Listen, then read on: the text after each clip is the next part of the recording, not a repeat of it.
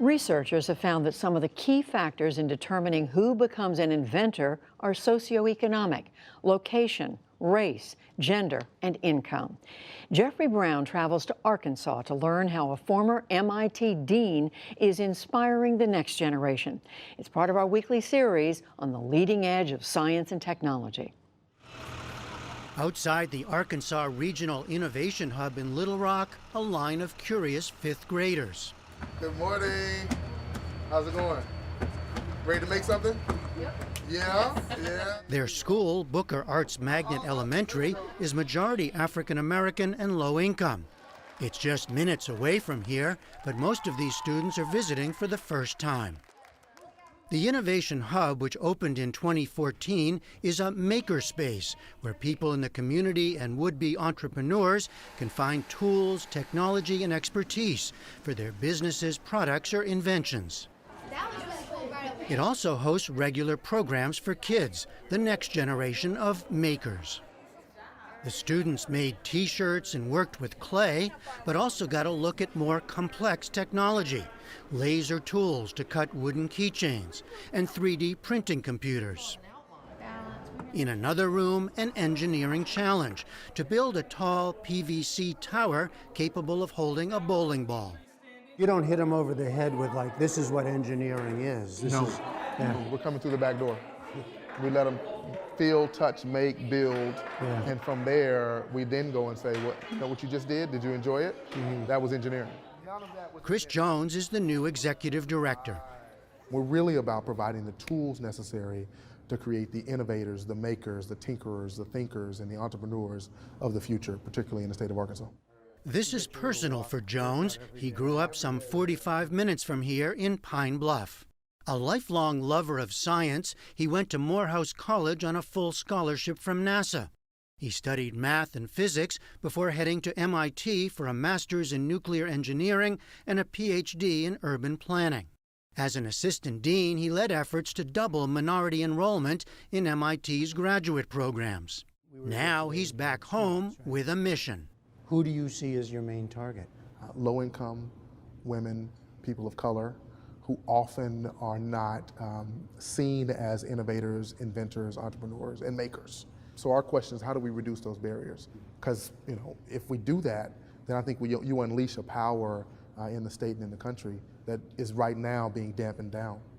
And the numbers point to the urgency. As part of a larger ongoing study of inequality in America, researchers used patent data to focus on innovation.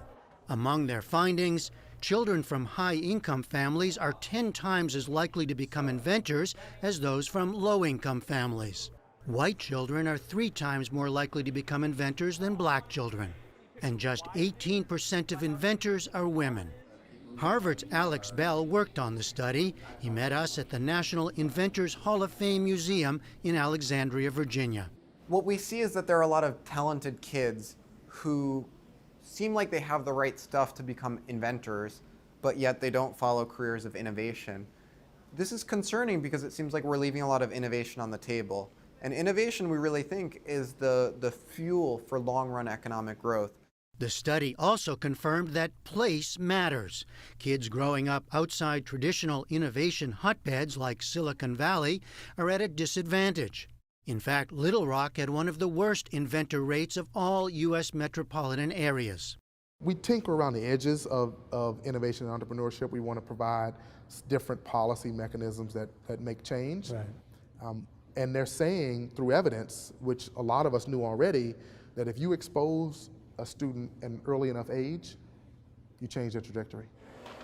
While the study focuses on patents, Jones prefers a broader measurement of innovation.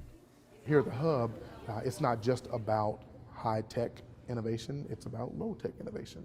It's not just about making things, but it's also about art and entrepreneurship. And together, I think that's what creates a larger swath of innovation. 11-year-old Naomi Makandaweri personifies that range. I either want to be like an artist or an inventor or an actor. I like making like robots and animate objects that like move and stuff.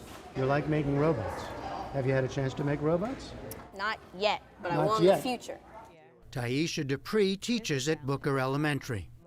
I'm hoping that this experience will light the fire in them to bring out whatever science, engineering, whatever it is that they like to do, and let them be creative with it. It lets them know when they see someone like the director that I too can be great. Do you see yourself that way as a role model? Now I do.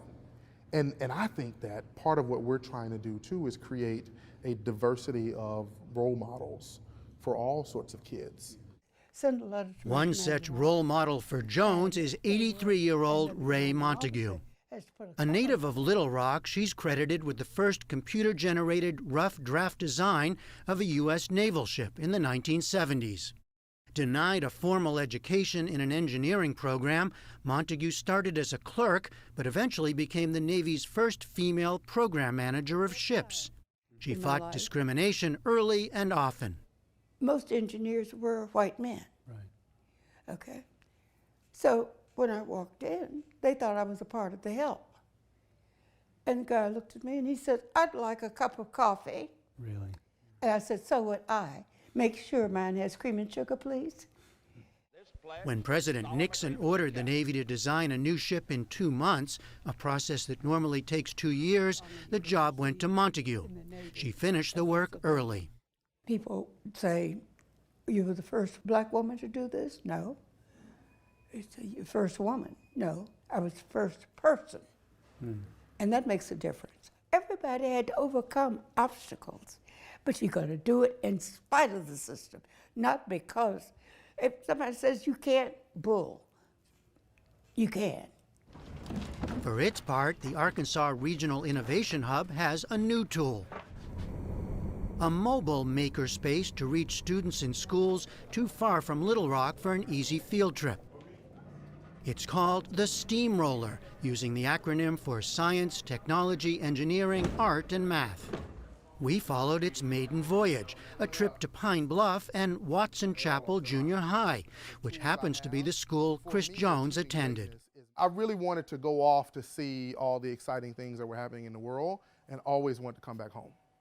The Steamroller brought laptops, a screen printer, and a tool for 3D printing and laser cutting. The plan now is to take it all around the state. You said to them, "I sat right here," right? So what do you see when you're looking at them? I see me. You know, I see me. I see the folks who were my classmates, a lot of which went on to do really cool things. Some of whom were much brighter and smarter than I am, who didn't because they weren't as exposed. You know, I see future problem solvers. I see innovators, and what I love about bringing the hub to them is that I can tell even from today the spark in their eye grew. Jones hopes that spark will ignite change and innovation in his home state.